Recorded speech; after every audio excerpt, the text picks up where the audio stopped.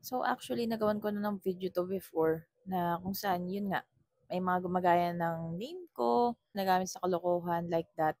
And before naman po na ayun, na nag-live ako as customer service, may mga user na ginagamit naman as admin tailor, gano'n. So wala namang pong admin tailor kami ever since.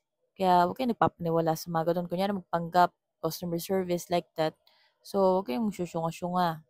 And you can check if we are part of customer service on our profile kasi meron po kami mga badge. Right? For example, meron akong PO, kulay violet, tapos yung may ibang customer service like Mr. Ralph, Miss Kera, like that. Meron silang kulay green.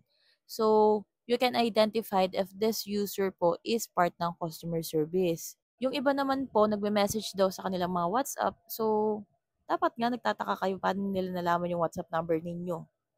Tapos, yung WhatsApp number na yun is, hindi naman namin WhatsApp number.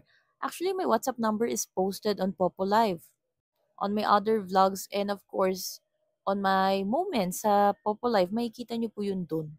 Kaya, imposibleng maloko kayo. Unless ututo lang talaga kayo. So my WhatsApp number is 6397726899970. That's my only WhatsApp number and my business account. So kung hindi ko kayo host, of course dapat mag-message kayo dun sa aking WhatsApp. So my user ID is 79170. I'm doing live every 9 p.m. by Tuesday hanggang Saturday. So I have some tutorials on my social media accounts. Just search Tita Laika.